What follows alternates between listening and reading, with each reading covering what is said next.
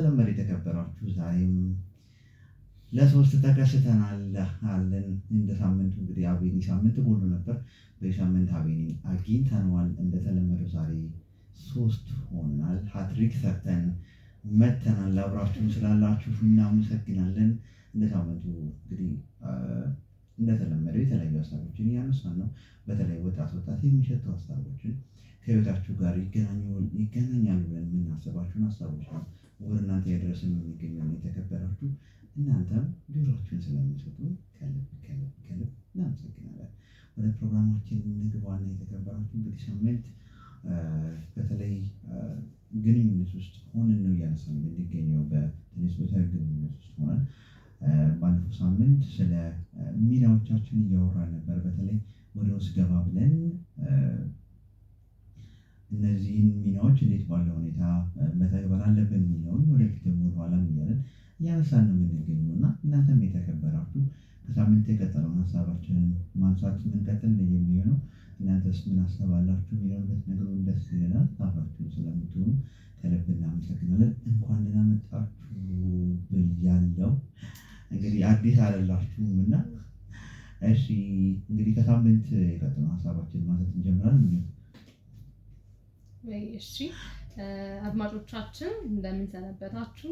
አዲስ ሀሳብ ለተሻለ ትውልድ የምናዋጣበት ሰዓታችን ደርሶ እግዚአብሔር ፈቅዶ ሳምንቱን አልፈን ተገናኝተናል።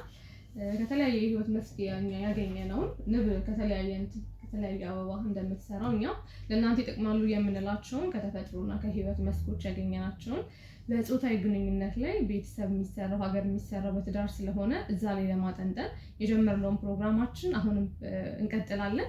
ባለፈው ላይ እንዳነሳ ነው እዛው ላይ ነበርን። ትልቅ ያነሳ ነው የባለፈው የቻይልድ ትራውማ ስለሚባለው ሰዎች ልጅነታቸው ላይ ያለውን ነገር ትዳር ውስጥ ከመግባታቸው በፊት ማጥራት እንዳለባቸው እና ትዳራቸው ሲገቡ ያ የልጅነታቸው ችግር ወይም ደግሞ እነሱ ሳይፈልጉ እሱ ያንጸባረቀ ብዙ ጊዜ እናታቸውን ለያዩት ነገር እነሱ እናት ሆነው ይሆኑታል፣ አባታቸው ለያዩት ነገር አባት ሆነው ሳይፈልጉ ያገኙታል እና እነዚያን ነገሮች እንዲያቀርቡ ብዙ አውርተን ነበረ።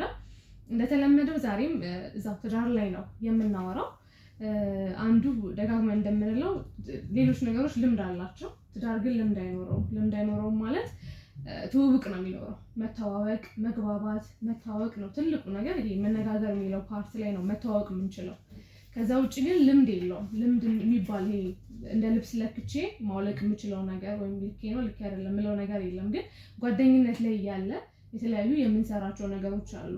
የወደድን የመሰለንን ስሜት የምናጣራበት ተቀራርበን ስንተዋወቅ ነው አይ መወደዳችን መቀጠል አለበት የለበትም ብለን ብዙ የምንነጋገረው እና አንዱ ላነሳ የምፈልገው የልምምድ ሜዳ ያለው ነገር አይደለም። ግን በጓደኝነት ውስጥ መተዋወቅ እንዳለው መነጋገር ብለን መተዋወቅ እንችላለን። ሌላው ማነሳው ነገር ትልቅ አሁን ተፈጥሮ ጋር ስለማንለይ ከአዳም ሲጀመር ሔዋን ለምንድነው የበላችሁ ሲባል ፍሬውን የበላችሁ ሲባል አዳምን አላማከረችውም። ሰይጣን ልክ እንደነገራት ወዲያው ነበር የበላችሁ እና ብዙ ጊዜ የማማከር ነገሮች ትዳር ውስጥ ልንል እንችላለን። አንዳንዴ በራሳችን የምንወስናቸው ውሳኔዎች ግን ምን ያመጣሉ? አሁን እሷ የዛኔ ብታማከረው ላትበላ ትችላለች። ያኛው የኃይል የዳቢሎስ ኃይል ሊያሸንፋት ይችላል። ግን ማማከር የሚለውን ነገር ወይም መነጋገር የሚለውን ነገር በዚህም አንፃር ከተፈጥሮ ጋር ተያይዞ የሚነሳ እስካሁን ድረስ የመጣ ነው። ትዳር ውስጥ መነጋገር ከሌለ ማማከር ከሌለ እሱ ብቻውን የሚወስን ከሆነ የእሱን ስሜት ብቻ አይቶ የሚያደርግ ከሆነ አይቻልም። እንደውም ስልጣን ያለው ከተጋቡ በኋላ እሷ ላይ ነው የሚኖረው እንጂ እኔ የራሴ ልል የምችልበት ሁኔታ ላይ አለ ምን ሆነው ትዳር ውስጥ ስንሆንና ማማከር የሚለው ነገር አሁን ላይ ብዙ የትዳር ፍቺም ላይ ችግር እያመጣ ነው ያለው። ማለት እሷ ምናልባት የቤተክርስቲያን ስነ ስርዓቶችን ይሄ ነው ብላ ላድርግ ትላለች። እሱም የራሱ የተለያየ ሃይማኖት ላይ ያሉ ስርዓቶችን ላክብር ይላሉ። ግን ስላልተመካከሩ ብቻ እሷ ሃይማኖተኛ ወይም ደግሞ እሷ ብቻ ጠባቂ ልትሆን አትችልም።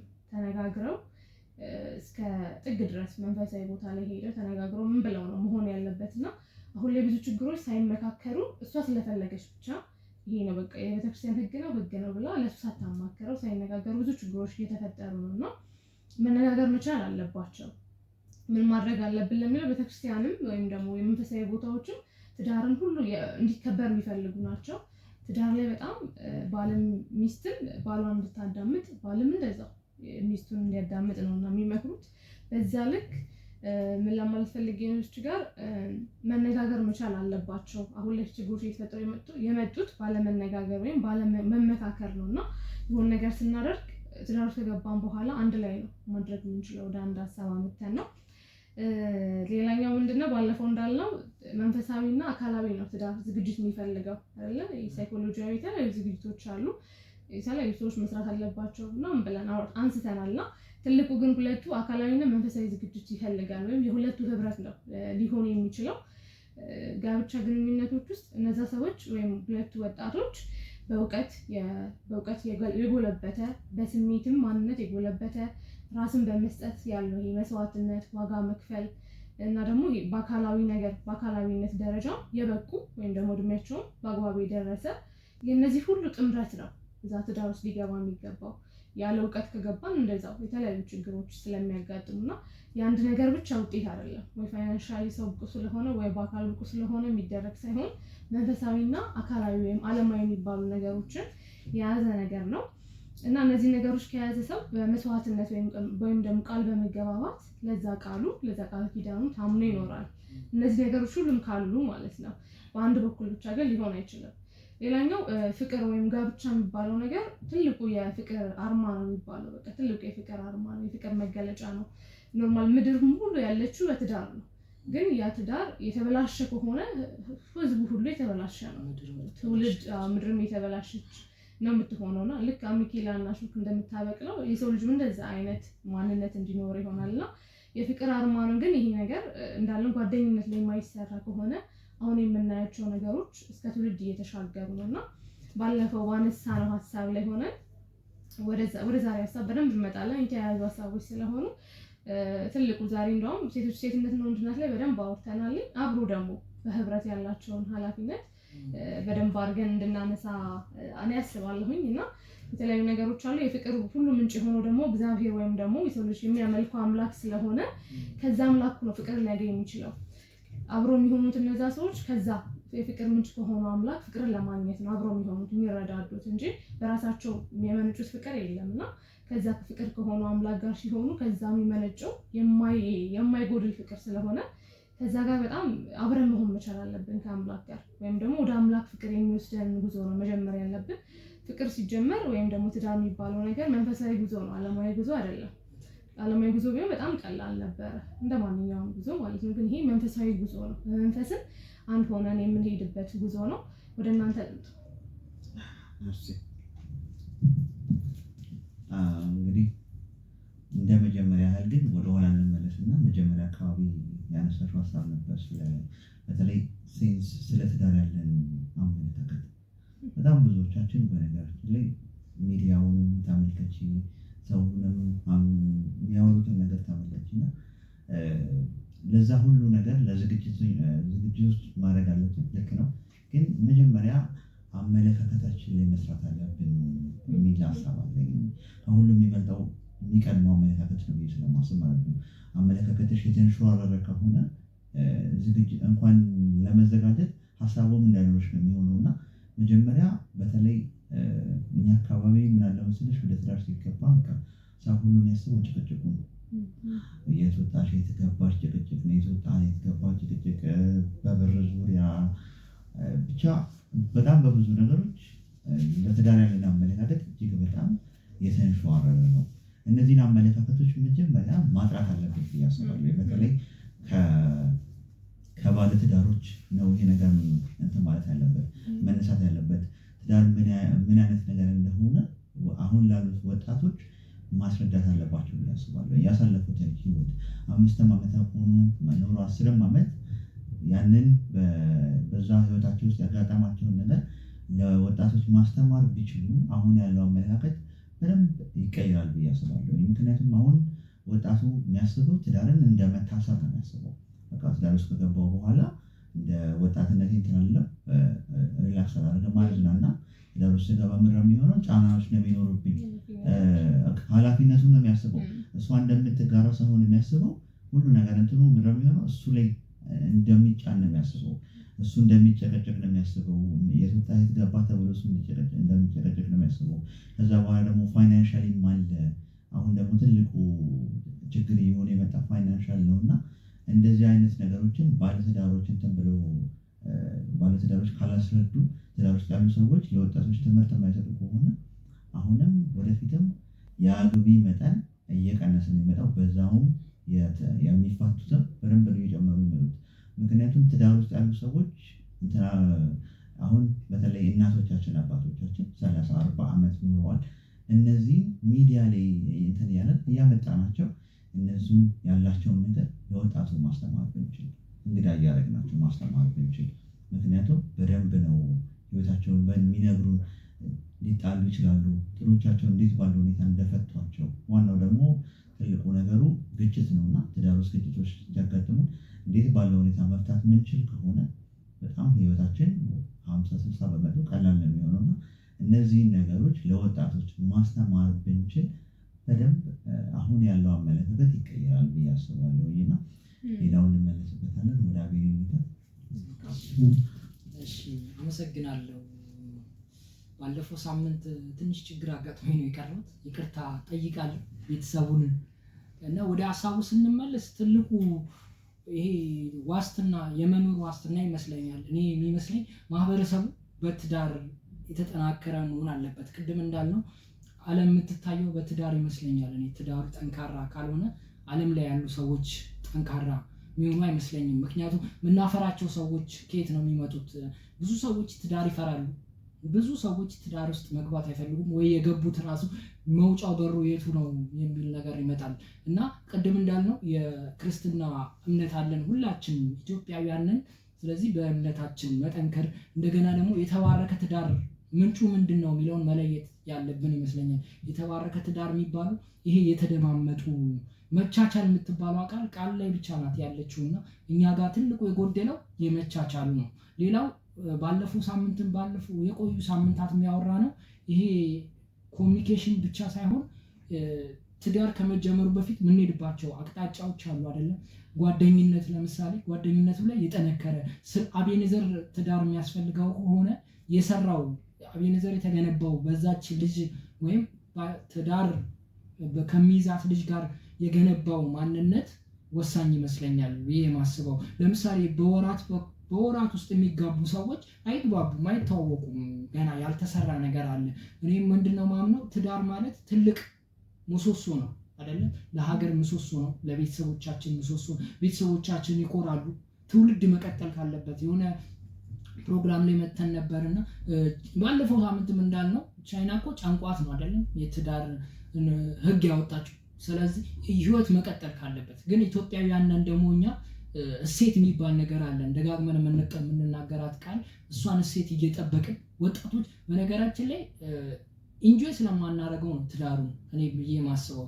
ጭንቀት መጨነቅና ኢንጆይ ማድረግ። ለምሳሌ እኔ ስለ ትዳር ማስበው ከጎኔ ልትሆን የምፈልገው ሰው ሴት ኢንጆይ የምናደርግ አብረን፣ ለምሳሌ ስራውንም አብረን ኢንጆይ እያደረግን አይሰለችም ስራውንም አብሮ እና በደንብ መተዋወቅ፣ ልብ ለልብ ባለፈው እንዳነሳ ነው እነሱም ፖይንቶች በደንብ ከሰራንባቸው። ሌላው ግን ልጆቻችንንም ከመምጣታቸው ትልቁ የጸብ ምክንያት የሚመስለኝ ልጆች አንዱ መውለድ ይፈልጋል፣ አንዱ ደግሞ መውለድ አይፈልግም፣ አንዱ ሌላ ጉዳይ ይፈልጋል፣ አንዱ አይፈልግም። ስለዚህ መሀል ላይ ያለመስማማት ነገር አለ። ስሜት ያላት ለምሳሌ ሴቷ ማትፈልገውን ነገር የሚያደርግ ወንድ ከሆነ ትዳሩ ወድቋል ማለት ነው። ወንዱ ማይፈልገውን ሴቷ የምታደርግ ከሆነ ስለዚህ እያንዳንዱ ፖይንት ላይ እየተወራበት ኮሚኒኬት እየተደረገ መሰራት አለበት። እሱም ብቻ ሳይሆን ስሜታችን እኩል መሆን አለበት፣ የተመጣጠነ ስሜት መሆን አለበት እና መደሰት ከፈለግን በሰከንዳት አሪፍ እንትኖች አሉ፣ እድሎች አሉ። እድሎቻችንን ማንጠቀምበት ዋናው ምክንያት ኮሚኒኬት ይሄ የምናወራቸውን ነገሮች እንቀንሳለን። እንደገና ደግሞ በጓደኝነት ያለው ስሜትና ወደ ትዳር ሲገባ እኮ አለ አይደል? ሴቶቹ የሚያነሱት ነጥብ ካገባኝ በኋላ እንደዚህ ያደረገኝ ስሜቱ ቀነሰ ምናምን የሚባል ነገር ግን ምንማርባቸው ሎሌ ያነሳው አለ አይደል? ወደ ሚዲያ መምጣት ያለባቸው ትዳሮች አሉ። በእነሱ ትዳሮች መማር እንችላለን። ሌላው ይሄ ደስታን ራሳችንን የምናመጣው ፈጣሪ የሚሰጠን ደስታ ነው፣ ግን ራሳችንን የምናስተካክለው ወይም ወደ ራሳችን የምናመጣው እና ምን ገነባው ቤተሰብ። ለምሳሌ ባለፈው ሳምንት ወይ 15 ቀን በፊት እንደነገርኳችሁ የራስ ቤተሰብ ነው ያለ ወይስ የቤተሰብ አካል ነህ አንተ ይባላል። የራስ ቤተሰብ ሲኖርክ ስለ ትዳር ታስባለህ። ቅድም እንዳልነው ስለ ኃላፊነት እናስባለን። ኃላፊነት ውስጥ ግን እዳ ብቻ አይደለም ያለው፣ ልጆች ሳይመጡም እኮ ኢንጆይ ማድረግ። ስለዚህ እኔም ማምነው ሁለቱም ጾታዎች የጋራ የሆነ ነገር ይኖራቸዋል ብዬ አስባለሁ። እውነቱን እናውራ ከተባለ እንደውም የሰማሁት ያየሁት በዩቲዩብ ላይ በተለያዩ ነገሮች ላይ ያየሁት ለምሳሌ የጋራ የሚያወሯቸው ነገሮች ባልና ሚስቶች ብቻ ሊያወሯቸው የሚገቡ ነገሮች ይተፋፈራሉ አይደለም። እሱ እኔ መቀየር አለበት ባይ ነኝ እኔ። ምክንያቱም ትዳር ማለት ለእኔ ህይወት ነው። ህይወት ከሆነ ደግሞ ሁሉንም ነገር በፍላጎት ላይ የተሞረኮዘ ነው። ባለፈው እንደነገርኳችሁ የሆነ ጥናት ተደርጎ ነበረ። ባሎች የሚጮቁኑበት ትዳር ነው ኢትዮጵያ ውስጥ በጣም የበዛው። በወጣትም ይሄ ተደግሟልና ሴቶችም አሉ። ሴቶቹ ለምሳሌ ስሜታቸውን አይናገሩም፣ ከተፈጠረ በኋላ ነው የሚነግሩት። ለምሳሌ እውነቱን ስነግራችሁ ደስተኛ መሆን ይፈልጋሉ በዛ ትዳር፣ ግን ያንን ደስታ እያገኙ አይደለም። ምክንያቱም ወንዱ ሲፈልግ ብቻ ነው ያን ነገር የሚያደርገው፣ ሴቷ ግን ግልጽ አድርጋ መናገር አትችልም። ይሄ ትልቁ ጉዳት ያመጣል እያደር ማለት ነው። 1 2 3 4 ይላል የቀጠለ፣ ከዛ ይደብራታል ያ ትዳር ማለት ነው። ወይም አትፈልገውም፣ ወይም እሱም እየሰለቸ ይመጣል። እኔ እያልኩ ያለሁት የተመጣጠነ ነገር፣ እኔ በማውራት አምናለሁ። ሁሉን ነገር ስለ አቤኔዘር ብዙ ነገሮችን ማወቅ አለባት እሷ፣ እኔም እንደዛው።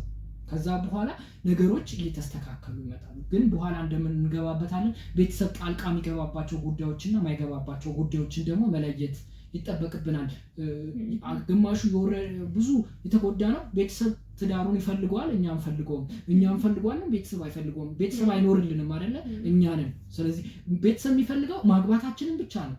አገባህ ላይፉን ግን የሚኖረው ልጁ ነው እና እሱን መለየት። ሌላው ደግሞ የምንዝናናባቸውንና አብረን ኮሚኒኬት የምናደርግባቸውን አብረን የምንሰራባቸውን ሁኔታዎች መፍጠር እንችላለን። ይሄ ደስ የሚሉ ስሜቶችን የምናመጣባቸው ጉዳዮች አሉን። እኛ በቀላሉ ጭንቅላታችን አለ አይደለም። ለምሳሌ ተምረናል፣ ብዙዎቹ የተማሩ ናቸው፣ የተማሩ ትዳሮች ናቸው ጥሩ ጥሩ ቦታ ላይ የሚደርሱት። ከአባቶቻችን መማር ምንችለው ነገር አለ። እነሱ ይሄ ጥሩ ጥሩ ነገሮችን ኢንጆይ እናደርግባቸዋል። ለምሳሌ አንድ ነገር ላንሳልሽ። ፊልም አይቼ ነበር፣ የሆነ ፊልም አይቼ ነበር። እሷ የምትወደውን ነገር ብቻ እየለየ የሚያደርግ ሰው በጣም፣ ከዛ እሷም ደግሞ እሱ የሚፈልገውን፣ ለምሳሌ ልደታቸውን ኢንጆይ ያደርጉታል። በጣም ፍቅር ይጨምራል። ቅድም እንዳልሽው ፍቅር ከፈጣሪ የተሰጠ ስጦታ ነው፣ ግን በደንብ ማሻሻል የኛ መብት ነው፣ የኛ አቅም ነው። ፍቅር የሚጨምር ነገር ነው ብዬ አምናለሁ እኔ። በፍቅር የታጠረ ነገር መቼም አይወድቅም፣ ቢንገዳገድም አይወድቅም። ምክንያቱም ትክክለኛ ፍቅር አለ፣ ለየት ያለ ነገር። ለምሳሌ ምን አጋጠመኝ፣ እንደዚህ ደስተኛ እንዲሆን የምናደርጋቸው ነገሮች አሉ። በነገራችን ላይ የሚጠበቁ እህቶቻችን በተለይ በትዳሩ ዓለም ሴቶቹ ከወንዶቹ የሚጠብቋቸው ነገሮች አሉ። ከስጦታ ይጀምራል። እኔ አሁን በቀላሉ የተረዳሁት አበባ መስጠት ምንም ላይ መስል ይችላል። እንደ አዲስ አንድ ማቀው ትዳር አለ፣ እንደ አዲስ እየታደሱ ነው የሚሄዱት በየአመቱ በየፕሮግራም በመጣ ቁጥር። ለምሳሌ በዓል ሲመጣ እነሱ ቤት ሌላ ነው፣ በቃ ትዳሩንም አብረው እዛ ውስጥ ጨምሩታል። በዓሉ ምክንያት ይሆናል፣ ስጦታዎች አሉ፣ ብዙ ነገሮች አሉ። ግን ወደ እምነቱ አካባቢ ስንሄድ ደግሞ ቁጭ ብለን ከአባቶቻችን ጋር የምናወራባቸው ነገሮች፣ ሌሎች እምነቶችም አሉን። እነሱን ሁሉንም ነገር የምናቻችልበትን መንገድ መፍጠር የሚለውን ስሜት ነው ዛሬ በሙሉ ማውራት የምፈልገው እኔ። ይሄ የትዳር ዋስትና ስሜት ነው ብዬ ነው የማምነው። ስሜት የሌለበት ትዳር ዜሮ ነው ብዬ ነው የማምነው። ስሜት ስንል በብዙ መንገድ መረዳት እንችላለን።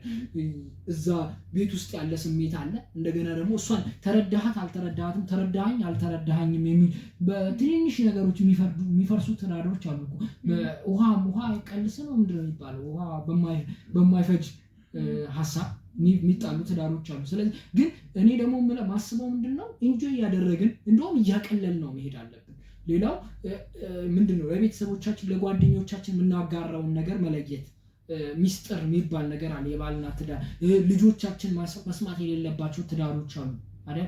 ወሬዎች አሉ እዛ ውስጥ ትዳር ውስጥ እና አሁን አንድ የቤተሰብ ልጅ ያለው ትዳር ለልጁ የሚነግረውና አሁን እዚህ አርሰው አብረው የሚያደርጓቸው ነገሮች መለየት አለባቸው። ስለዚህ ጥቃቅን ነገሮች፣ አንድ ነገር የምነግራችሁ በጣም ትንሽ የሚመስል ነገር ነው እየተጨመረ ወደ ትዳር መፍረስ የሚሆነው እና አንድ የመጨረሻ ነገር ማውራት የምፈልገው ትዳር በነገራችን ላይ ከፈጣሪ የተሰጠ ስጦታ ነው። ከዛም ያለፈ ግን የህይወት እኔ መሰረት ነው ብዬ አምናለሁኝ እና ትዳር ከተጠቀምንበት ትልቅ ቤተመንግስት ይመስለኛል። ያን ቤተመንግስት መጠበቅ ወይም ማሳመር የኛ ዋስትና ይመስለኛል። እንመለሳለን። አመሰግናለሁ። እሺ መልካም አብይ ብዙ ሀሳቦችን አንስቷል። ካነሳሃቸው ሀሳቦች ውስጥ በደንብ አድርገን ማለት አሁን ካለው ሁኔታ አንፃር እያንዳንዳችን የአካባቢያችን ያለውን ነገር እናያለን። ተመሳሳይ ነው እየሆነ ያለው። በተለይ ሶሻል ሚዲያ ከመጣ በኋላ የሰዎች ላይፍ የመመሳሰል እድሉ በጣም ከፍተኛ ነው የሚሆነው። ምክንያቱም አብዛኛው ሰው ፕራክቲስ ማድረግ የሚፈልገው የሶሻል ሚዲያን ህይወት ነው። ያ ደግሞ ከሪያሊቲ ጋር ሊጋጭ ይችላል። ሳትሰራ ዝም ብለህ የምትሰራው ነገር ስለሌለ ሜካፕ ብቻ ነው የሚሆነው። እዛ ያየኸው ነገር ሜካፕ ነው። ህይወት ላይ ሲመጣ የሆነ ውሸት ይሆንብህና ከራስህ ጋር የሚያጋጭሃልና ትልቁ ነገር ሌላውን አለማስገባት የሚለው ሀሳብ በጣም ይገዛል። ማለት አንተ ሁለታችን ከሆነ የምናቆመው ጓደኝነት የሚለው ነገር የኛ ክበባችን አሁንም ከዛ አንወጣም። ምክንያቱም ቅድም እንዳለው ልምምድ ማድረግ የምችለው ጓደኝነት ነው። ለማማት መተዋወቅ የምችለው ማለት ነው። ምክንያቱም ሙከራ ስላልሆነ ትዳር ሙከራ ሳይሆን እሱ የሙሉ የህይወት ዘመን ኑሯችን ወይም ደግሞ የህይወታችን ክፍል ነው ሙሉ ማለት ነው ትዳር ከጀመርን በኋላ። ስለዚህ ከዛ በፊት የምንዘጋጅበት ነው ይሄኛው። ግን ገና ጓደኝነት ላይም እያለን እኛ ብቻ የምናወራው ሀሳብ ወይም ደግሞ ለትዳራችን የሚሆነውን ነገር እኛ ብቻ የምንወስንበት መሆን መቻል አለበት። ቤተሰቦቻችን የኔን ቤተሰብ የሚነግረኝ ነገር አለ፣ የእሱን ቤተሰብ ስለኔ የሚነግረው ነገር አለ። ያን ነገር እኔ መጥቼ ለሱ ላወራለት መልካም ነው። የራሱ ገደብ ቢኖረውም እሱ ስለኔ የተባለው ሊያወራልኝ ያስፈልጋል። ከዛ ውጭ ግን የእኛን ግን ለእነሱ መንገድ የለብንም። እነሱ ያሉትን ወደኛ ማምጣት አለብን። ሁለታችንም ክፍት ሆነን ማለት ነው። ምክንያቱም ለመወያየት ነው። አንተ እሷም ከሆነ የተዋደዱት እኮ ቤተሰቧ ቢቀበል መልካም፣ ባይቀበል ግን ይሄ የህይወት እንትን ነው። ቢቀበል መልካም ነው። ወይም ደግሞ በስራ ታሳምናቸዋለህ። በእርግጥ በረከት ይገኛል። ቤተሰብ ከሚመርቅ ምርቃት የቤተሰብን ቆይተው ሊረዱት ስለሚችሉ ይችላሉ። ግን ይሄ ያንተ ህይወት ስለሆነ መቀጠል ባለበት አንቺ ህይወት ስለረገላ አይቻልም። እና ሁለታችን የምንሰማቸውን ነገሮች ስለኔም ስለሱ መቶ ሊያወራኝ ይገባል፣ እኔም ላወራ ይገባል። ነገር ግን ከኛ ውስጥ ግን ወደ ውጭ መውጣት መቻል የለበትም። አይደለም ተወርቶ ኖርማል ብዙ ነገሮች ሰዎች ከስር እየወሰዱ ከሳሽ እንደዚህ ከሆነሻል እሱ እንደዚህ ይወጣል እንደዚህ ሆነሽ እና በጣም ብዙ ችግሮች የሚፈጠሩት እሱም ሲሄድ ከሳህ ይባላል ቤተሰቡ ጋር ቀሷ እየተንከባከበች አይደለም ይባላል። እሷም ስቴር እንደዚህ እየጎዳሽ ነው ትባላለች። እና ሁሉም የኛ ቤተሰብ በቃ እኛ ሁሌ እንድንዝናና እንዲያምርብን ነው የሚፈልገው። ግን እዚህ ጋር ያዝነው እኛ የማማርና ያለማማር ሲሆን የራሳችን የኑሮ ህይወት ነው የያዝነው። ሲያምርብን አብረን እናምራለን፣ ካልተመቸንም አብረን አይመቸንም። የራሳችን የቤታችን ጉዳይ ነው ይሄኛ። እና እነሱ እንደዛ ስላልሆነ ሊሰማን አይገባም። እንደዛ ስላለችኝ እናቴ ቤተሰቤ ስላለ አይ በቃ እንደዚህ ከተባልኩማ እየተንከባከበኝ አይደለም እውነትም ምናምን ብለን ራሳችን ከሌሎች ጋር ልናነጻጽርም እንችላለን። እና ኖርማል አለ፣ ይሄ የታወቀ ነው። ቤተሰብ ገብቶ ብዙ ያፈረሰው ትዳር አለ። ከሳሽ ወፈርሽ በሚል በጣም ቀላልና ተራ ነገር ብትከሳም ለቤቷ ነው፣ እንደዛው እሱም ቢከሳ ለቤቱ ነው። እና የጋራቸው ነው። አብረው ነው ሊያምሩም ሊደምቁም የሚችሉት እነሱ ናቸው፣ ቤታቸውን ሊሰሩ የሚችሉት። እንደውም አብዛኛው ትዳር በጣም ከነበራቸው የፋይናንሻል እንኳን ትልቅ ስታተስ ጥሩ ደረጃ ላይ የወረዱት ቤተሰብ ገብቶባቸው ነው። አብዛኞቹ ትዳሮች ልክ ትንሽ እየሰሩ ምን ከፍ እያሉ ሲመጣ አንተ እየሰራ እሷ እኮ ቤት ነው ቁጭ የምትለው የተለያየ ነገሮች ይነሳሉና እሱም እየወረደ የቀነሰ ይመጣና ስነ ልቦና ላይ ችግር አለው። ከማንነቱ ወርዶ ሌላ ስራ መስራት ይጀምራል። ከዛ ለራሱም አይሆንም ለሚስቱም አይሆንም። በጣም ብዙ ሰዎች አሉ ትልልቅ ሰዎች እና በጣም ትልቅ ደረጃ ላይ ነበሩ እንደ ምሳሌ የምናውቃቸው። ግን ከዛ በኋላ ለምንድነው ወደዛ ህይወት የገቡ ስትል ቤተሰቦች ገብተው መሀል ላይ እሷ ቤት እየዋለች ነው፣ እሷ እየሰራች አይደለም፣ የተለያዩ ነገሮች ያነሱላቸዋል። ለሰራው ትኖራላችሁ የሚባል ነገር ብዙ ያን ላይ ሸምት የሚችለው ደግሞ ፍቅር ነው። ለእሷ በጣም ከማንም በላይ እሷ መስማት አለበት። እሱ እዛ ትዳር ከገባ በኋላ ከቤተሰቡ በላይ ትዳር ነው የሚበልጠው። ለምንድን ነው የሚሆነው? እግዚአብሔር ብሏል። ሰው ቤተሰቡን ጥሎ ከባለቤቱ ጋር ይሆናል። እሱ እናትና አባቱን ጥሎ ወደ እሷ ሄዳል። እና እናትና አባት ከመተው በላይ ትልቅ ነገር የለም አይደለ? ያሳደጉት ትቶን እንዲሄዱ ነው የተባለው ሲጀመር። ግን ሌላ እነሱ እናትና አባት ሊሆኑ ስለሆነ የሚመሰርቱ ስለሆነ እና ይሄን ሁሉ የሚተውለት ትዳር ስለሆነ እሷን ነው መስማት ያለበት ማድመጥ ያለበት። እንደገና እሷም ደግሞ እንደሱ እሱ ነው ሊቆረቆርላትም ለእሷ ሊቆምላትም የሚችለው። ይህን ሲባል ግን ቅድም እንዳላችሁት ብዙ ጥናቶች መጠናት አለባቸው። ግን የጭቆናት ትዳር አለ እና እኛ ሀገር ላይ ያ ደግሞ መነሳት መቻል አለበት። እሱ የጭቆናት ግን ከሆነ አለመናገር አትችልም። ገደቡን ካለፈ የምትሄድበት ስለሌላት ማለት ነው። የምትሄድበት ስለሌላት ልጆች ካላማከረች እሷ እዛ ሳትታይ የምትከስም ነው የምትሆነው። እዛ በቃ ሳትታይ የሆነ ሰዓት ላይ ወይ የሆነ ነገር ትሆናለች እንጂ ማንም ሳይደርስላት። እንደዚህ አይነት እናቶች በደንብ አሉ። ለልጆቻቸው ሲሉ ከስመው የሚቀሩ ቀልጠው የሚቀሩ እናቶች አሉና እንደዚያ ይሁን አይደለም የምንለው፣ ግን በተቻለ አቅም ወደ ውጭ እንዳይወጣ ግን ደግሞ ከውጭ ያለው ነገር ውስጥ ላይ ማውራት በደንብ አድርጎ ውጭ ያለው ነገሮችን መዝጋት ይቻላል። ውስጥ ላይ መነጋገር መመካከር የሚለውን ነገር በደንብ ብናጠነክረው፣ ግን ጭቆናዎች ካሉ የተለያዩ ደግሞ የከረሩ ይሄ የማይለዝቡና ይከብዱ ከሆነ ደግሞ ወደ ቀጣዩ የማይሆኑ ነገሮች ከሆኑ ምሳሌ አባቶችን ማማከር፣ የቤተክርስቲያን አባት ማማከር፣ ከዛም ከፍ ሲል ምናልባት ሳይኮሎጂስቶች ጋር ወይም ሳይካትሪስቶች ጋር ሄዶ እነሱ ጋር ማማከር፣ ሁለቱንም ቤተሰብ ቁጭ አድርጎ ማማከር ይቻላል። እንደዛ ነው የማስበው። ማለት እንዴት ነው መሰለሽ አሁን ሁለት አማራጮችን ነው ማንወስደው። ኢትዮጵያውያን ትዳር ላይ ያሉ ሰዎች አማራጭ አይወስዱ። ለምሳሌ ቅድም እንዳልሽው በጣም የተቸገረች ነው ግን ቤት ውስጥ ናት አሁንም። ከዛ ስቴፕ አለው የሆነ መስመር አለ። በቃ እሱን መስመር ሲታለፍ ስቴፕ መጠበቅ አለበት። ከዛ ከቤተክርስቲያን ካማከረን በኋላ ምናምን የማይፈታ ከሆነ ያየናቸው አሉ በሞት የተደመደሙ ትዳሮች። ለቃሉ ብቻ ያሳዝናል ቃሉ። ስለዚህ በሶሻል ሚዲያ ያዩዋቸው አሁን ሰሞኑን ያዩዋቸው በሞት ያን ባለመናገር ብቻ ባለመወያየት ብቻ የመጡ ትዳሮች አሉ። ስለዚህ ያ ከመፈጠሩ በፊት ስቴፖች አሉ። የእሱን ቤተሰቦች ማናገር፣ ሁለቱንም ቤተሰብ አንድ ላይ ሆኖ እንትን ማለት ውይይት ብቻ አይደለም፣ በሽምግልና ተደርጎ ሌላው ግን ትልቅ የሚፈታልን ነገር ቅድም ያልኩት ለምሳሌ በመወያየት ላይ በመከባበር ላይ በኢንጆይ አብሮ በማሳለፍ ላይ በነገራችን ላይ መከባበር ይገኛል እዛ ውስጥ። ስለዚህ ምናልባት እኮ ስላልተረዳ ነው ይሆናል በደንብ ጠልቆ ማያወሩ ሰዎች አሉ ውስጡ። እኔ ለምሳሌ ስለ ሚስቴ ብዙ ነገሮችን ማወቅ ፈልጋለሁ፣ ምክንያቱም ውስጡ ስትገቢ መከባበር ይኖራል። ስለሷ ተረዳውኝ ማለት ነው። ከተረዳው ደግሞ ወደ መጥፎ ነገር አይሄድም። እኔ ጋርም እንደዛው ስለሚሆን እንደሱ አይነት ነገሮችን ሳይቃጠል በቅጠል እንደሚባል እንደሱ ማስተካከል። ሌላው ከፍ ካለ ግን ስቴፕ አለው። ወደ ህግም ሳንሄድ የምንሄድባቸው ነገሮች አሉ እና ይጎዱ ሳይሆን የሚጎዱበትን መንገድ ግን መቀነስ ይችላሉ። እኔ ጨዋታው የሁለቱ ጥንዶች ላይ ነው ብዬ ነው የማስበው። ከዛ ጨዋታውን እንዴት አይነት ጨዋታ ነው የምንጫወተው እዛ ውስጥ ላይፍ ነው በእርግጥ ግን ጨዋታ ስንል ጥበብ የምንጠቀምበት መንገድ፣ ሰዎችን ኮሚኒኬት የምናደርግበት መንገድ፣ እርስ በርስ እኔ ምንድነው የምፈልገው እንደው ለምሳሌ ትዳር ውስጥ ምን ይባላል ቅድም ነግሬሻለሁ፣ ስሜት የሚባል ነገር አለ። ስሜቷን ታነቢያለሽ። ሲከፋት በቀላሉ መረዳት አለብሽ፣ ስትደሰትም በቀላሉ መረዳት። ከዛ ሲጨንቃት ለምሳሌ መናገር ፈልጋ ከደበቀች አወጣትሽ ማውራት አለባት። ማልቀስ ካለባት ማልቀስ አለባት።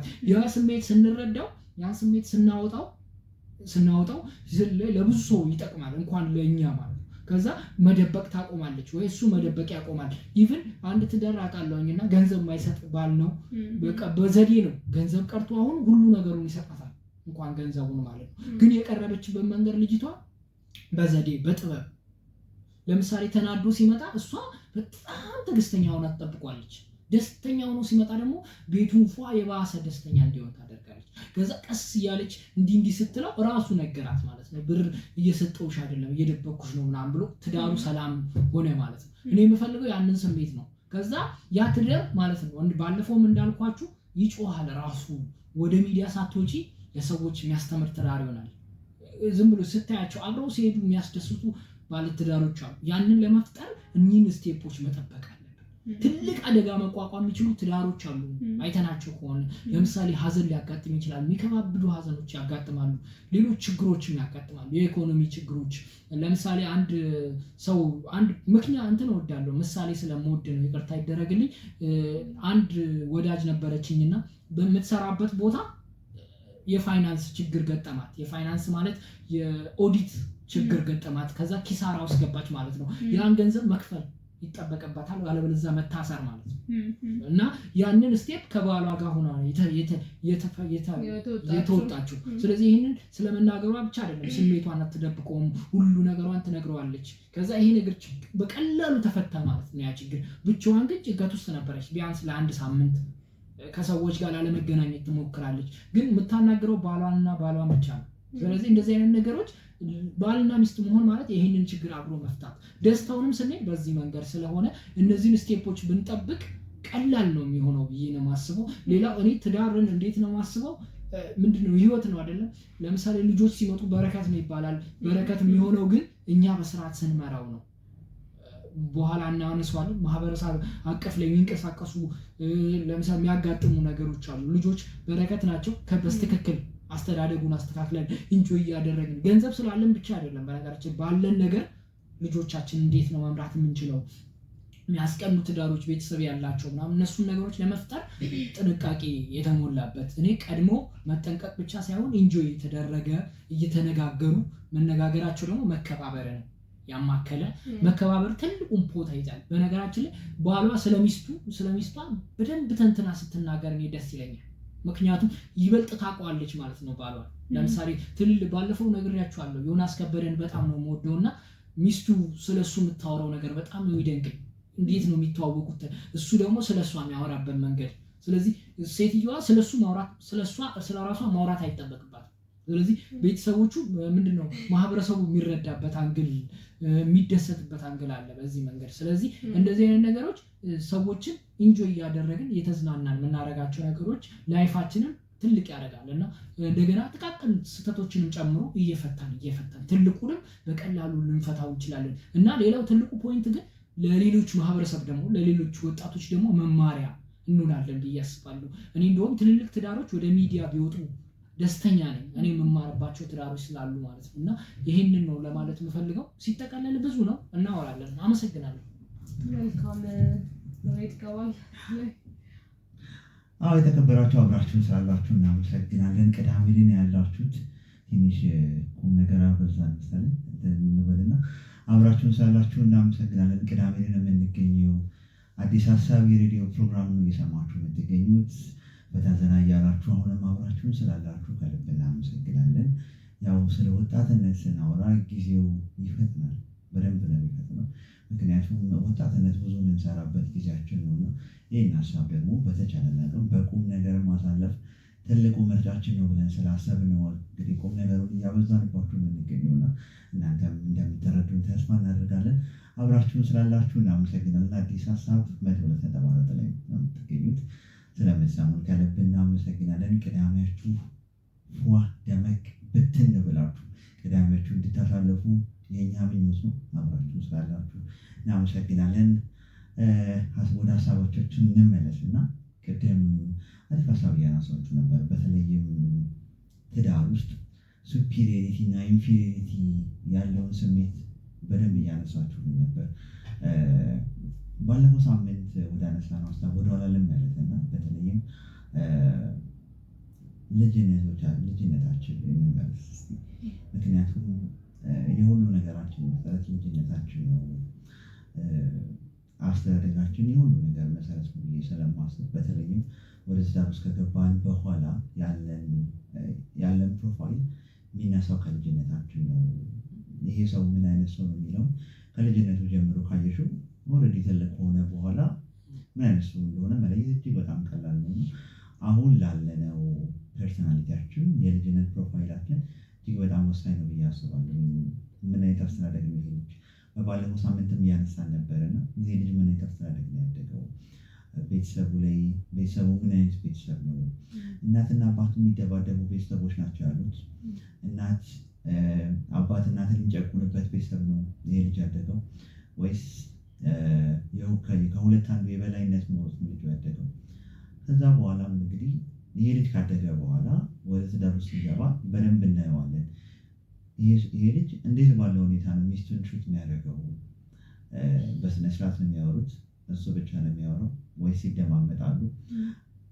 እነዚህ ነገሮች በሚገባ ወሳኝ ናቸው ብዬ አስባለሁ። ምክንያቱም ወደ ትዳር ከገቡ በኋላ ላሉት ጭቅጭቆች ይሁን መስማማቶች ይሁን አንዳንዴ ዋን ዌይ ትራፊክ የምንለውም ትዳር አለና ሁሉ ነገር የሚሆነው ወይ በእሷ ነው የሚሆነው ወይ በእሱ ነው የሚሆነው። ያው የኛ ሀገር ደግሞ ትልቁ ችግሩ ባህላችን ነው እና ትልቁ እየፈታ ነው ያልሆነው ነገር መፍታት ያለብን በተቻለን አቅም ደግሞ ለማስወገድ መሞከር ያለብን ባህላችን ጥሩ ባህሎች እንዳሉ ግልጽ ነው። ግን አንዳንዴ ደግሞ ባህላችን ከኛም አልፎ በነገራችን ላይ ዓለማችን ላይ የወንዶች የበላይነት በሚገባ እናያለን። ቀደም በመጽሐፍ ቅዱስ ወንድ ልጅ ራስ ነው መጽሐፍ ቅዱስ የሰጠው እንትን አለና አንዳንዴ ደግሞ ምን ይሆናል ሱፒሪየሪቲ ይበዛል ማለት ነው። ይሄ ነገር ሲበዛ ነው በነገራችን ላይ ቀደም ወዳላችሁትም ነገር የሚመጣው ወደ መጋጨቱ የሚመጣው ወደ ነፍስ ማጥፋቱ የሚመጣው ይሄ ነው። የበላይነቱ ምድር የሚሆነው እየጎላ ይመጣል። የበላይነቱ ማውራት የሚባል ነገር ምን እየሆነ ይመጣል? እየቀነሰ ይመጣል። ሁሉ ነገር የእሱ ድምፅ ነው የሚሰማው። እሱ ያለው ነገር ነው የሚሆነው። አርጊ ከተባለች ታደርጋለች፣ አታርጊ ከተባለች አታደርግም። ካለባበስ ጀምሮ በደንብ ብዙ ትዳሮች ላይ ይህን ነገር እንደውም ማየት እንችላለን። ካለባበስ ጀምሮ ሁሉ ነገር እሱ ነው የሚቆጣጠራት። ረጅም ቀሚስ መልበስ ያለባት፣ ኩል ምናምን እነዚህ ኮስሞቲክስ ማብዛት የለባትም። ማለት በፖዚቲቭ መልኩ የምንመለከተው ከሆነ ይሁን እሺ፣ ቢያንስ ሚስቱን ሌላ ሰው እንዲያዩበት የማይፈልግ ወንድ የለም፣ እንዳያዩበት ሊሆን ይችላል። ግን አንዳንዴ ደግሞ ይበዛና ቁጥጥሩ እስከ ትንፋሽ እስከ ማለት ድረስ ይላል። እኔ እንትን ብዬሽ ተንፍሽ እስከ ማለት ድረስ በእኔ ፍቃድ እስከ መተንፈስ ይላል። እሱ ምን ይሆናል? ዋን ዌይ ትራፊክ ሲሆን ነው ወደሱ የምንመጣው። መነጋገር ምን ሊሆን ይመጣል? ኮምፕሊትሊ መነጋገር እየቆመ ይመጣል። ምክንያቱም ቀደም እንዳነሳ ነው ወደ ልጅነታችን ትልቅ መሰረት አለው። አውርተን ነው ወይ ያደግነው? በሳይለንት ነው ወይ ይሄ ልጅ ያደገው? ዝም ብሎ በተለይ ቅድም ባለፈው ሳምንት እንዳነሳሽው ዝም ያለ ሰው በጣም ተወዳጅ ነው። ዝም ስትይ ጸባኛ እንደሆንሽ ነው የሚታሰበው። በጣም አሪፍ ስማርት ሰው እንደሆንሽ ነው የሚታሰበው። እና ወደ ትዳር ስትገቢ ደግሞ ይሄ ዝምታ ዋጋ ነው የሚያስከፍለው። እርስ በርስ ማናወራ ከሆነ ኤኒ ዲቴሎችን ማናወራቸው ከሆነ አሁን ወዳለው ነገር ነው የሚመጣው። የበላይነቱ ሀሳብሽን ማስገንሽ ከሆነ ኦኬ እኔ ባልኩት ነገር ተስማምታለች ወደ ማለት ነው የሚሄደው። ጠዋት ሲወጣ የሆነ ነገር የሚልሽ ከሆነ አንቺ ሪስፖንስ ማሰጪው ከሆነ ኦልሬዲ እንምን ነው የሚሆነው? እኔ ባልኩት ነገር ኦልሬዲ ተስማምታለች። በቃ ማታ ሲመጣ ምንድን ነው የሚሆነው? ያልኩት ነገር ተደርጎልኝ ነው የሚጠብቀኝ። ልክ ያ ነገር እየተደጋገመ ሲመጣ ይለምዳል። ከዛ በኋላ ምንድን ነው የሚሆነው? ማታ ስመጣ ግዴታ እንዲደረግልኝ ይፈልጋለሁ። ከዛ ወደ ፎርስ እንሄዳለን። ፎርስ ወደ መጠቀም እንሄዳለን። ለምር ያልተደረገው በሚገባ ምክንያቱም ሪስፖንስ እየሰጠች አይደለማ፣ አላረግም እያለች አይደለም ያለው፣ ወይም ላለማረቧ ምክንያት አይደለም እየሰጠች ያለችው፣ ዝም ነው እያለች ያለችው። እሱ ደግሞ እንዴት ነው እየቆጠረ ያለው?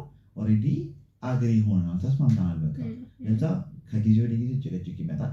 ያ ጭቅጭቅ ደግሞ ያድግና በተለይ ኔጌቲቭ ጭቅጭቆች ወዴት እየሄዱ እንደሆነ በብዙ መልኩ በፖሊስ ፕሮግራሞች ላይ በደንብ እያየን ነው የምንገኘው። እና እነዚህ ነገሮች እያደጉ ሲመጡ ወደ ፎርስ ይመጣል። ያ ፎርስ ደግሞ ወደ ኔጋቲቭ ፎርስ መጠቀም ስንጀምር ያለው ነገር እጅግ በጣም አስከፊ ነው የሚሆነው። አንዳንዴ ደግሞ ምን አለ መሰላችሁ፣ ባህላችን ላይ ወደ ትዳር ከገባች በኋላ መፍታት እንደ ነውር ነው የሚታሰበው።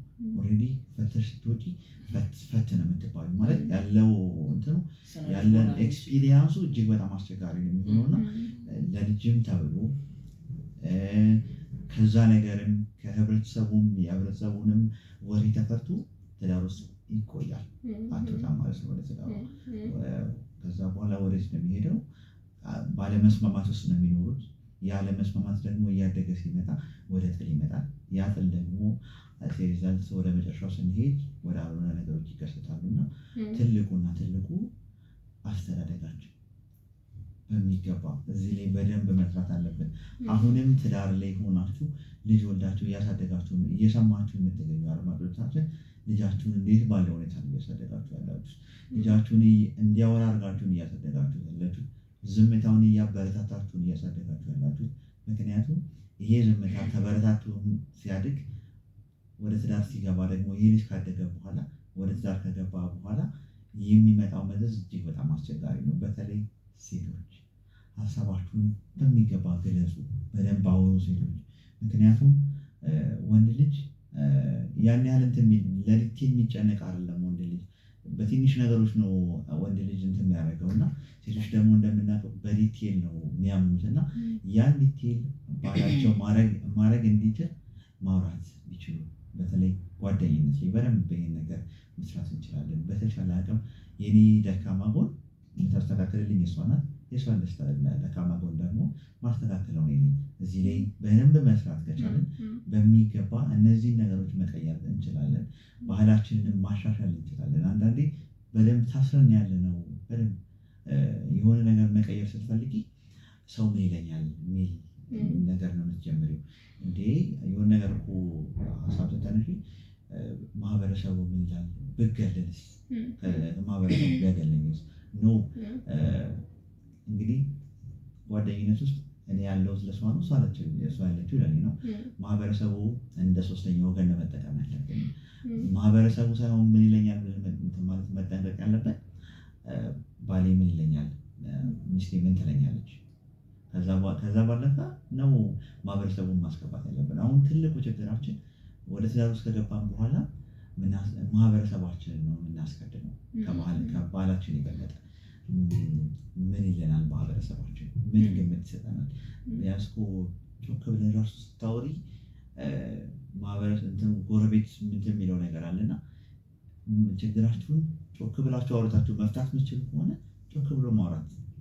የእናንተን ግጭት አፈታት ያን ትዳር ግጭት አፈታት የሚያውቁት ሁለቱ ናቸው። እንዴት አድርገው ግጭታቸውን መፍታት እንዳለባቸው፣ እንዴትም አውርተው ይሁን ተፋጭተው ቢሆን ያንን ችግር መፍታት ካለባቸው መፍታት አለባቸው። ጎረቤት ምንም አለ ምንም አሴ ሪዛልት መጨረሻ ላይ የሚቀረው ማነው? ባልና ሚስት ናቸው። መጨረሻ ላይ የሚቀሩት ችግሮቻቸውን መፍታት ያለባቸው ባልና ሚስቶች ናቸው። እና በተቻለን አቅም አንደኛ ሶስተኛ ወገን ባናስገባ፣ ሁለተኛ ደግሞ ከታች ጀምሮ መስራት ብንችል፣ ሶስተኛ ባህላችን እንግዲህ ማህበረሰባችን ታቡ በጣም ሪስትሪክት ነው። ማህበረሰባችን በብዙ ነገሮች የታጠርነን እና እነዚህ ነገሮች መስበር የምንችለው እኛ ነን። ግን መስመር ሲባል ደግሞ ከነጭራሹኑ ከመስመር መውጣት ሳይሆን በተሻለ ሁኔታ ጥሩ ነው የምንለውን ነገር ማጎልበት፣ መልካም ነገሮችን ማጎልበት፣ መጥፎ ነገር የምንላቸውን ደግሞ በተቻለ አቅም ማስቀረት ከቻለን ማስቀረት መቻል። በተቻለ ሁኔታ ደግሞ እናንተም እንዳላችሁት ደግሞ ቤት ውስጥ መቅረት ያለበት ነገር ቤት ውስጥ መቅረት ያለበት፣ መውጣት ያለበት ነገር ደግሞ መውጣት አለበት። አንዳንዴ እንደውም አንድ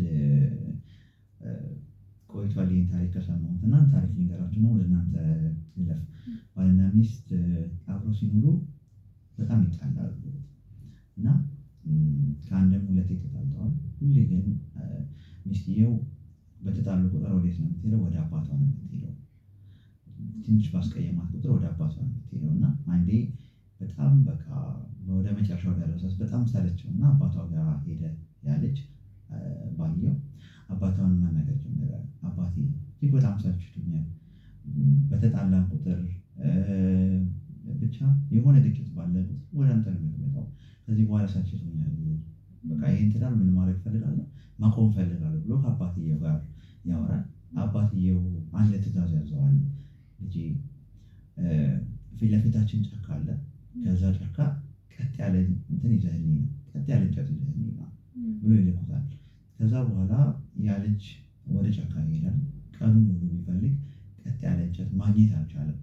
ከዛ በኋላ ይመለሳል፣ ያገኘውን ይዞ ይመለሳል። አባቴ ማግኘት አልቻልኩም፣ ይህንን ማግኘት የቻልኩት ብሎ ለአባትየው ይሰጣቸዋል። አባትየውም ልጄ የትኛውም ትዳር ስኬታማ አይደለም፣ የትኛውም ትዳር የተዋጣለት ትዳር አይደለም። ግን በተቻለ አቅም ያንተን ክፍተት እሷ የምትል ከሆነ የምትሞላ ከሆነ የእሷን ክፍተት ደግሞ አንተ የምትሞላ ከሆነ በእርግጠኝነት ምድር የሚሆነው እሷም ወደ እኔ አትመጣም፣ ሁለታችሁም አትጣሉም ብለው ሁለቱንም አብረው መክረው ሸኟቸው ይባላል። አንዳንዴ ትዳራችን ባለማወቅ የተመራ ሲሆን፣ ያለማወቅ ትዳር ሲሆን ወይም ያልተቃኘ ትዳር ሲሆን፣ ዝም ብለን የምንገባበት ሲሆን ምድር የሚሆነው ትዳሩ የተወሳሰበ ትዳር ይሆንብናል። ምክንያቱም ምክር አገኘን አይደለም እየገባን የምንገኘው። አሁን እንዳነሳ ነው እነዚህ ባለትዳሮች አሁን ያነሷቸው ባለትዳሮች ምክር ሳያገኙ የገቡት ማለት ነው። እና ቢያንስ ከወላጆቻችን ምክር ማግኘት ብንችል፣ ወላጆቻችን እንዴት ባለው ሁኔታ ትዳራቸውን እንዳሳለፉት 30-40 ዓመት እንዴት አድርገው እንደቆዩት ያን ነገር መውሰድ የምንችል ቢሆን በሚገባ እንትን ያለ ትዳር ነው የሚሆነው፣ የተገነባ ትዳር ነው የሚሆነው። ምክንያቱም ተቃኝቷላ እንትን ያለው ትዳር ነው፣ ኤክስፒሪየንስ ሼር የተደረገበት ትዳር ነው። እና በተቻለ አቅም ወደ ትዳር ከመግባታችን በፊት የኛ መተዋወቅ እንዳለ ሆኖ ግን ልምዶችን ሼር ማድረግ ብንችል፣ ከቤተሰቦቻችን ልምድ ሼር ማድረግ ብንችል፣ እንዳላችሁት ከቤተክርስቲያን አባቶቻችን ጠይቀን ልምድ ሼር ማድረግ ብንችል በሚገባ ትዳራችን የተሳካ ይሆናል ብዬ አስባለሁ። ወደ እናንተ ልለፍ። መልካም ብዙ ነገር ነው ያነሳኸው ሉሌ። ትልቁ ነገር ምንድነው አሁን ያነሳኸው ምሳሌ እኔም እንዳነሳው ያሰብኩት ሀሳብ መጀመሪያ ላይ ጓደኛሞች ስንገናኝ ወይም ደግሞ ለላቀ ለትዳር ግንኙነት ማሳደግ ያለብንን የጓደኝነት ህይወታችን ላይ ትልቁ ነገር ደካማ ጎናችን ነው መነጋገር ያለብን። ጠንካራ ጎኔ ያን ያህል ሁሉንም የሚያስማማ ስለሆነ ጠንካራ ጎን ማንኛውም ሰው ሊያውቀው የሚችል ወይም ማንኛውም ሰው ሊያበረታታልኝ ይችላል፣ አፕሪሼት ሊያደርግልኝ ይችላል። ግን ደካማ ጎኔ ላይ ነው ክፍተት ሊኖር የሚችለው እና ስንገናኝ ወይም ስንተዋወቅ ደካማ ጎናችን ነው ልንተዋወቅ የሚገባው። ደካማ ጎናችን ከተቀበለን አንድ ሰው ሌላ ነገር ላይ ይቀበለን አይችልም። መጀመሪያ መቀበል ከቻለ ትልቁን የሚገዛኝ አንድ ባልና ሚስት እኔ ንግስት ነኝ እሱ ንጉስ ነው እንደዛ ልንሆን የምንችለው። ግን ባልና ሚስት ሆነን የባርነት ስሜት የሚሰማን ከሆነ እሷም ለሱ ባሪያ እንደሆነች እሱም ደግሞ ለሷ ባሪያ እንደሆነ የሚሰማው ከሆነ ይሄ በጣም እንትን ነው ምንድነው ይባላል የበታችነት ስሜት እየተሰማ ትዳር ሳይሆን አገልጋይ ባሪያ ሆነ የምትኖርበት ቤት ተቀጥረ እንደምትኖረው አለ አይደለ ወይ ቅጥር ተቀጥረ ብር እየተሰጠ እንደምትኖረው ልክ እንደዛ አይነት ህይወት ነው የሚሆነውና እኔ ንግስት ነው መሆን ያለብኝ ለሱ ለኔ ንጉስ ነው ያንን ነው የምስማማውና አንድ ባልና ሚስት ንግስትና ንጉስ ካልሆኑ ወይም እሷ ጋር ሲመጣ የሆነ የሚያፍረው ነገር የሚፈራው ነገር ወይም ደግሞ ውስጡ የሚረበሽበት የበታችነት ስሜት የሚሰማው ከሆነ የሱን ምንድነው የከፍታው ማንነት ሳይሆን የሚሰጠው ዝቅተኝነት ስሜት እንዲሰማው የሚያደርገው ከሆነ ያ ነገር ሊስተካከል ይገባል። ወይም ደግሞ ሊያወሩበት ይገባል። ለምንድነው የሚሰማኝ ብሎም እሱ እንዳልነው የቻይልድሁድ ትራውማ ሊሆን ስለሚችል ራሱን ያየበት መነጽርም ስለሚኖር ማለት ነው። እሷም እንደዚሁ ለሱ ባርነት የሚሰማ የሱ ባሪያ እንደሆነች እሱ ከሷ እንደሚበልጥ የሚሰማ ከሆነ እንደዚህ አይነት ስሜቶች ካሉ በጣም ሊጠሩ ይገባል። ለሱ ንጉስ ካልሆነች ለማንም ንግስት ልትሆን አትችልም። ቤት ውስጥ አሁን ቤተ መንግስት ብለሃል ቀደም አቤኒና ቤተ መንግስት የሚኖሩት ንግስትና ንጉስ ናቸው። ስለዚህ ንግስት የሚገባት ነገር አለ አይደለ? ንጉስም የሚገባው ነገር አለ። ልክ እንደዛ ነው መኖር ያለብን። ይሄ ኢንጆይመንት የተባለው ነገር ፍቅር ብቻ ነው ሊያመጣው የሚችለው ወይም ደግሞ ለዛ ነገር ከተገዛህለትና ለትዳር መስዋዕትነት የምትከፍል ከሆነ ብቻ ነው ይሄ ኢንጆይመንት ምናምን ነው ነገር ሊመጣ የሚችለው እንጂ እኔም የኔን ስሜት ማዳመጥ ከሆነ እሱም የሱን ስሜት የሚያዳምጥ ከሆነ አይሆንምና ጓደኝነት ላይ ያለን ንግስት መሆን መቻል አለባት። እሷ ለሱ የእውነት ከሱ ጋር ስትሆን የንግስትነት ስሜት ሊሰማት ይገባል። በጣም ንግስት እንደሆነች ሊሰማት ይገባል። እሱም ከሷ ጋር ሲሆን ንጉስ እንደሆነ ምክንያቱም ደካማ ጎኑን ሁሉ የተቀበለችው ናት። እሷም ደካማ ጎኑን ሁሉ ተቀብሎ የሚኖር ሰው የሚያስተካክላት የሚደግፋት ሰው ነው። እንደዛ ስሜት ሊኖረን ይገባል። ካልሆነ ከማንም ሰው ጋር ከምንኖረው ህይወት የተለየ እንትን አይኖረውም እና ደካማ ጎን የሚለው በጣም የሚገዛኝ ሀሳብ ነው። ደካማ ጎናችን ነው መነጋገር መቻል ያለብን። ሁሌም ስንገናኝ ማፈር መቻል የለብንም። የምናፍርበት ነገር ካለ እንደውም እሱን መግለጽ በደንብ አድርገን መተው ካለበት ጓደኞች እዛ ጋር መጥፋት ስላለበት ወይም መቆም ስላለበት ያን ጎናችንን እናጋለጥና በዛ ጎናችን ያ ሰው የሚርቀን ከሆነ የማይስማማን ከሆነ ወይም ደግሞ ከኛ ጋር ለመቀጠል የማይፈልግ ከሆነ እዛች ጋር እናቆማለን ጓደኝነቱና ቀድመን ጠንካራ ጎናችንን ማሳየት የለብንም። ወይም ውበት የሆነውን በጣም ያምራል የሚባለውን ማንም ሰው አይቶ የሚመሰክርለትን ነገር ሳይሆን በጣም እኛ ችግር የሚሆንብን ደካማ የሆንበት ወይም ደግሞ የራሳችን ጸባዮች አሉ አይደለ? ምሳሌ እሷ የመሰላቸት ባህሪ ካላት ወይም ደግሞ የሆነ ነገሮችን ትዕግስት የማለፍ ችግር ካለባት ሁሉ ልትነግረው ይገባል። ይሄ የኔ ድክመት ነው ግን አንተ ልትሰራኝ ትችላለህ። እሱም እንደዚሁ ይሄ ድክመት አለብኝ፣ ሰዎችን የማዳመጥ ችግር አለብኝ፣ ይሄ አለብኝ ግን አንቺ ልትሰሪ ፈቃደኛ ስለሆንክ ይሄውና ይሄ የኔ እንትን ነው ብሎ ለእሷ ግልጽ መሆን መቻል አለበት እዚህ ጋር። ሌላኛው ያው አሁን እንዳነሳሁት ሆኖ ስሜት ነው። ሁሉም የሰው ልጅ ሁሉ ስሜት ማለት ጸሎት ነው እንደውም የሚባለው ማለት ወደ አምላክ ሲጸልይ በስሜት የእውነት ያን ነገር ፈልጎት በስሜት የጸለየ ሰው ያገኛል የሚባለው። በጣም ስሜት የሚለው ነገር ትልቅ እንትን ያለው ምን ፓወሩ ትልቅ ነው በጣም። የሰው ልጅ ላይ ዝም ብሎ ቀልድ አይደለም። የሰው ህይወት ላይ ሰዎች ስሜት ሲባል ወዳልሆነ ነገር ነው የምንተረጉመው። ስሜት ማለት እያንዳንዱ ስሜታችን ነው። ያለ ስሜት ማንም ሰው ባዶ ነው። ስሜት ከሌለ ባዶ ትሆናለህ። ስሜት ከሌለ በቃ ይሄ አሁን ልክ እንደዚህ እንደ ባዶ ነው የምትሆነው። ደስታም አይሰማህም፣ ሀዘንም ምንም አይሰማህም። ባዶ ትደነግጣለህ ማለት ነው። የሆነ አሁን ይሄ አካል ስትቆነጥጠው ካላመመህ ምንም ሲደረግ ካላመመው ይሄ ነገር ወይ ሞቷል ትላለህ ወይ የሆነ ነገር ሆኗል ትላለህ እና እንደዛ አይነት ስሜት በጣም ያስፈልገናል። ግን ትዳር ላይ ደግሞ ሲመጣ በስሜት መግባባት መቻል ነው ትዳር ላይ ያስቀጥል የሚችለው። በደንብ አድርገው ቅድም እንዳልነው ሴቶች ሊያፍሩ ይችላሉ። የተለያዩ ነገሮች አሉ ከአስተዳደግ ጋር የተያያዘ ስለሆነ ዞረን ወደ ትዳር ስንመጣ ህፃኑ ልጅ ነው የምናየው። ምክንያቱም ህፃኑን ነው የተወለድነው። እንደውም በጣም ይደንቀኛል ሁሌ ለካ እኛ ልክ እንደዚህ ህፃን ልጅ እችን የምታክል ልጅ ነበረች፣ እችን የምታክል ልጅ ትንጥ ነበር ለካ። ከዛ ነው አሁን እንደዚህ አድገን ምናምን የምናወራው እና ህፃን ነበር ማወቅ ያለብን እና እዛ ህፃንነት ላይ እያለን የተሰሩ የተለያዩ ነገሮች የተሰሩ የተለያዩ ማንነቶች ስለሚኖሩ ህፃን እያለን ደግሞ ሪከርደሮች ብቻ ነን እኛ ማመን እንጂ ማሰብ አንችልም። እና ያ ያመነውን ነገር ሁሉ መጥቶ ትልቅነታችን ላይ ራሳችንን የምንሰራበት ስቴጅ ላይ ይፈታተነናል። ይሄ ኢጎ የሚባል ነገር አለ፣ ብዙ ነገሮች አሉ። በተለይ ኢጎ ያስቸግረናል። እንደ ኢትዮጵያ የመኩራራት ያለመከባበር እንለዋለን እንጂ በጣም ውስጣችን ላይ ከማናንሽ አይነት እንትን አለው። ምንም ኢጎ ነው እሱ። ምክንያቱም በቃ ንጹህ የሆነ ሰው ያ ነገር አያሳስበውም። ምክንያቱም ከማንም ጋር አይነጻጸርም። እሱ በቃ ሲፈጠር ልክ ነው። በቃ ሲፈጠርና ራሱን የሚያነጻጽር ሰውን ሲሆን የበታችነት ስሜት ሁሌ ይሰማዋል። እያነጻጸረ ነው ያለው። ከማወቅ ካለብህ አሁን ውብ ከተባልክ ዓለም ላይ በጣም ውቦች አሉ። መልክ ከሆነ ማለት ነው። እዚህ ዓለም ላይ ስንት አይነት መልክ አለ። ጥቁር ሆኖ በጣም ያምራል፣ ነጭ ሆኖ በጣም ያምራልና አይ ስለሆንኩ አምራለሁ አትልም፣ ጥቁር ስለሆንኩ አምራለሁ አትልም። የራሱ የሆነ ስለዚህ ማነጻጸር አይደለም ያለብኝ። እኔ እንደሆንኩ ማወቅ አለብኝ። ያው የተለያዩ የተሰሩብን ነገሮች ስላሉ በጣም ከባድ ነው። አድማጮቻችንም በደንብ እንዲረዱ የምፈልገው እኛ ውበት ብለን የተሰጠን ውጫዊ ነገር ነው፣ ወይም ደግሞ መልካችን ነው በደንብ ትኩረት የተደረገ የተሰጠን እና የኛ ድክመት ብቻ ሳይሆን ቤተሰቦቻችን ያስረከቡን ነገር ስላለ ውስጣዊ ውበታችን ላይ እንዳናተኩር ተደርገን ነው የተሰራ ነው። እና በዛ ምክንያት ምን ይፈጠራል? ራሳችን እንድናነጻጽር እንሆናለን። በስሜት መግባባት የምንችለው ያው መጀመሪያ ጓደኝነት ላይ የዞርን እዛው ላይ ስለምመጣ እኔ ልጅነታችን ላይ የተሰሩ ማንነቶቻችንን እናስተካክል የምንችለው ጓደኝነታችን ላይ ነው። ጓደኝነት በጣም መወራትና መነጋገር ያለብን ስቴፕ እንደሆነ ተነጋግረናል። ያን ስቴፕ ካለፍን በኋላ ያለው ህይወት ቀለል እያለ ነው የሚመጣው፣ ወይም እዛ ጋር መተው ካለበት ምን ተወው ህይወት ነው የሚሆነው እና ጓደኝነት ማለት የፍቅር ግንኙነት አይደለም። በደንብ አድርገን ፍቅራችንን ለመስራት የምንዘጋጅበት ሰዓት ነው ብለናል። ግን የዛ ለጾታዊ ግንኙነት የምንዘጋጅበት ሰዓት ነው እና በዚህኛው በስሜት መግባባት ላይ እሷ ምንድነው የሚያስደስታት ነገር፣ ምንስ ደግሞ ስታይ ይከፋታል፣ ምንድነው የሚያስደብራት ነገር። ምክንያቱም እሱ ጋር ተሰርታ የመጣችው መጀመሪያ ከማህበረሰቧ ነው እና እዚች ጋር አሁን ለሱ ገና ደግሞ እሱ ይሰራል ገና እሷን ማለት ነው።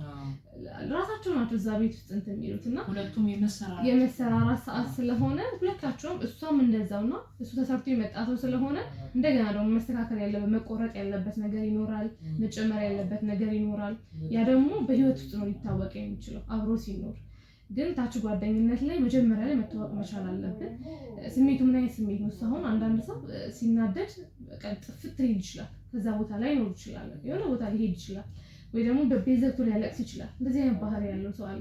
ያን ካልተዋወቅን ምንድነው ይሄ ሰውዬ እኔ ጥሎ የት ነው የሚሄደው ብላ እንትን ልትል ትችላለች። አንዷ ጉዳይ ትልቅ ነገር መዘዝ ልታመጣ ትችላለች እና በስሜት መግባባት የሚለው ነገር እያንዳንዱ ስሜታችንን በደንብ ግልጽ ማድረግ መቻል አለብን። አለቀ። ምንድነው መተውና እሷም እሱ መተው ካለባት መጀመሪያ መተዋት ያለብን። ቅድም እንዳነሳኸው ልዑሌ ፍቺ የሚለው ነገር በጣም አስነዋሪ ነው። ምንም ጥሩ ነገር አይደለም። ግን ሰዎች ፍቺን ቀልደው ህይወታቸው መጎዳት መቻል የለበትም ተብሎ ነው እንጂ ፍቺ ጸያፍ ነው። እግዚአብሔር ከሚጠላቸው ነገሮች አንዱ ፍቺ ነው። በጣም ነው ፍቺ የሚጠላው እሱ። ለዛ ነው የትዳር ላይ ሳንገባ በደንብ መስራት አለብን እያልን ያለ ነው። ነገር ግን ሰዎች ወደ ፍቺ የሚሄዱት የተለያዩ ምክንያቶች አሉ አይደለ? የህይወት ሰልፍ ከሆነባቸው ግዴታ ነው ሊያረጉት ይችላሉ። ትክክል ያልሆነ ነገር ነው፣ ነገር ግን ሊደረግ የሚችል ነገር ነው። ከህይወት ጋር የህይወት ግብግብ ወይም ደግሞ ሌቭሉን ያለፈ ህይወትን ስጋት ውስጥ የሚከታው ቢሆን ከሆነ እዛች ጋር በጣም ከባድ ነው። ምክንያቱም ለምንድነው ያነሳሁት? አሁን ላይ የአባትነት ሚና በጣም እየተረሳ ነው ያለው እኛ ሀገር ላይ። እኔ አባትነት የእናትነት ሚና ይታወቃል። እናት ለቤተሰቦቿ ትሞታለች ማለት ለቤተሰቦቿ መስዋዕትነት ትከፍላለች። በጣም ጨዋ ናት። የምትሰጠው ለቤተሰቡ ያላትን ሁሉ የምትሰጥ ናት፣ ይታወቃል። ግን ከዚህ በላይ የሚሆነው የአባት ነው። አባት በጣም ሮሉን ካልተወጣ ልጆች ላይ በጣም ጉዳት አለው። ምክንያቱም ልጆች አባት ሳይኖራቸው ያደጉ ልጆች አባት የሚለውን ነገር አያውቁት። አባትነት እንዳለው ጠቅላይ ነው፣ በቃ የቤቱ መሪ ነው ብለናል። እና ያን የመሪነት ሚና ሳይኖራቸው የእናትነትን ብቻ ነገር ነው ይዘው የሚወጡት። መማር የሚፈልጉትንም አላገኙም። እናትም አባትም ሊሸፍን አትችልም። እሷ እናት ብቻ ናት። የአባትነትን ሚና ምናልባት አባት ያሟላል የሚባሉ ነገሮች ሊሰጠው ትችላለች በቁሳቁስ ነገር። ግን ይሄ ተፈጥሮ የምትሰጠን ነገር አለ አባትነትና እናትነት ውስጥ ያለው እና አሁን ሲንግል የሚባለው ነገር እየተለመደ መጥቷልና ሲንግልነት አልተፈቀደም ለኛ ማለት ትዳር ከገባን ትዳር እንዲሆን የተፈቀደው ፋሽን ሆኖ አሁን ሁሉም ሰው በቃ ስራ ካለው ሰርቶ አንድ ልጅ ይዛሉ ወይ ሁለት ልጅ ይይዝና በዛ ከዛ ትዳር ተሆኖ ይሄን ውበት መሰል አሁን በቃ ሁሉም ሰው አንድ ልጅ ወይ ሁለት ልጅ ይዞና አባትነት በጣም እውነት ከምልህ በላይ በጣም ከባድ ነው።